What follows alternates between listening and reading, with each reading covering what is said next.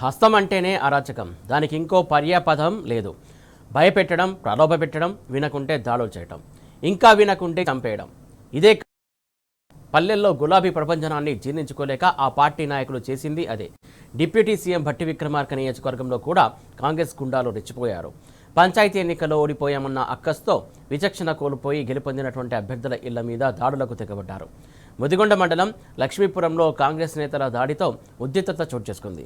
BRS మద్దతుతో గెలుపొందినటువంటి సర్పంచ్ ఇంటిపై కాంగ్రెస్ కార్యకర్తలు రాళ్ల దాడి చేయడంతో ఇరు వర్గాల మధ్య ఘర్షణ వాతావరణం నెలకొంది.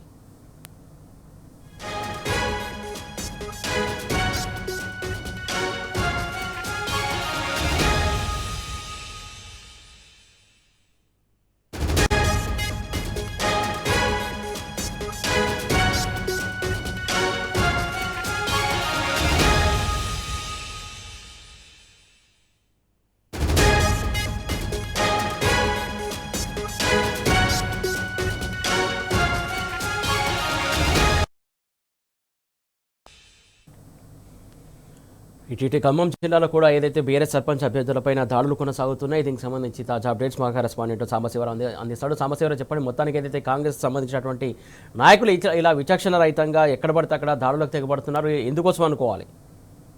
సురేష్, గ్రామ పంచాయతీ ఎన్నికల్లో కాంగ్రెస్ పార్టీ ఊహించిన దానికంటే దారుణమైన పరిస్థితులు పల్లెలో నెలకొన్నాయి. గ్రామ పంచాయతీ ఓటర్లు కాంగ్రెస్ కు చాలా చోట్ల గట్టి షాక్ ఇవ్వడంతో ఆ పరిస్థితి నుంచి చేరుకునేటువంటి నేపథ్యం లేదు. సో అక్కడ గెలుపొందినటువంటి బీఆర్ఎస్ కార్యకర్తల ఇళ్ల మీద, అట్లాగే సర్పంచ్ అభ్యర్థుల ఇళ్ల మీద దాడులు చేస్తున్నారు. అది భట్టి విక్రమార్క నియోజకవర్గం కావచ్చు, లేకపోతే తల్లంపాడు లాంటి చోటు కావచ్చు. అనేక సందర్భాల్లో కూడా బీఆర్ఎస్ నాయకుల మీద దాడులకు తెగబడుతున్నారు. దాంతోపాటు ఎన్నికల విధుల్లో పాల్గొంటున్నటువంటి అధికారుల మీద కూడా చిందులేసినటువంటి పరిస్థితి కనిపించింది. బయ్యారంలో కూడా రెండో విడత ఎన్నిక సందర్భంగా బయ్యారంలో కాంగ్రెస్ రెబల్ అభ్యర్థి గెలిచాడు, కాంగ్రెస్ బలపరిచినటువంటి అభ్యర్థి ఓడిపోయాడు. ఆ నేపథ్యంలో దాదాపు 3 గంటలు 4 గంటల పాటు ఆందోళన చేసి అక్కడంతా కూడా ఎలక్షన్ సిబ్బందిని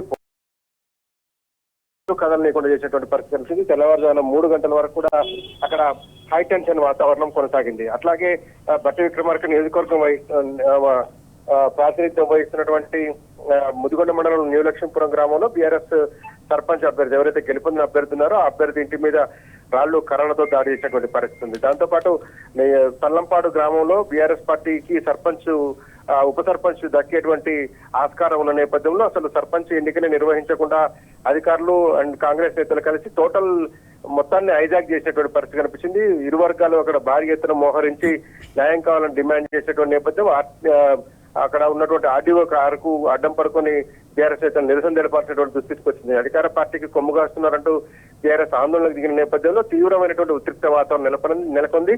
భయభ్రాంతులకు గురి చేసేటువంటి కార్యక్రమాన్ని కొనసాగిస్తున్నారు. ఇక ఇల్లందు నియోజకవర్గం కూడా చూస్తే కూడా చాలా సందర్భాల్లో అక్కడ ఉన్నటువంటి కార్యకర్తలను బెదిరించడం, బీఆర్ఎస్ నాయకులను బెదిరించడం, అక్కడ ఉన్నటువంటి నాయకత్వాన్ని పార్టీ మారేలాగా ఒత్తిడి తీసుకురావడం, విపక్షాలకు సంబంధించినటువంటి సర్పంచ్ అభ్యర్థులు నామినేషన్ వేయడానికి వెళ్తే నామినేషన్ పత్రాలను గుంజుకొని పోలింగ్ కేంద్రం దగ్గరనే వారిపై దుర్భాషలు కానిటువంటి సందర్భాలు కూడా అనేకం నమోదైనాయి. మొత్తంగా ఉమ్మడి ఖమ్మం జిల్లా వ్యాప్తంగా చాలా చోట్ల కూడా అరాచకాలు కొనసాగాయి. బెదిరింపులు, తర్వాత ప్రలోభాలు, వినని వాళ్ళ మీద పోలీసు వేధింపులు, నేరుగా పోలీసులు ఫోన్ చేసి అధికార పార్టీకి సంబంధించినటువంటి అభ్యర్థులకు వ్యతిరేకంగా ఎవరైతే పోటీలో నిన్ను పాల్గొంటున్నారో వాళ్ళ సంగతి చూస్తామని కొంతమంది, గంజాయి కేసులు పెడతామని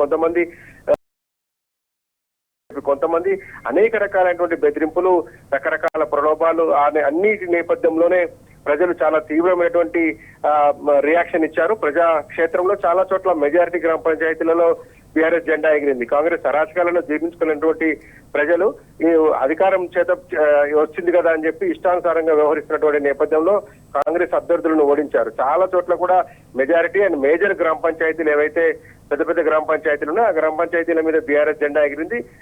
దాన్ని కూడా జీర్ణించుకోలేనటువంటి పరిస్థితిలో కాంగ్రెస్ నాయకత్వం ఉంది. ఎక్కడెక్కడైతే బీఆర్ఎస్ పార్టీకి మంచి మెజారిటీ వచ్చిందో, ఎక్కడెక్కడైతే బీఆర్ఎస్ పార్టీ అభ్యర్థులు కాంగ్రెస్ కి షాక్ ఇచ్చారో ఆయా ప్రాంతాలలో దాడులు ఒక నివురు కప్పిన నిప్పులాగా ఆ ప్రమాదం ఏర్పడి ఉన్నది. అక్కడ ఎప్పుడు ఏం జరుగుతుందో తెలియనటువంటి పరిస్థితి కూడా ఆయా గ్రామాల్లో నెలకొని ఉంది. Suresh, right, thank you Sambasivarao.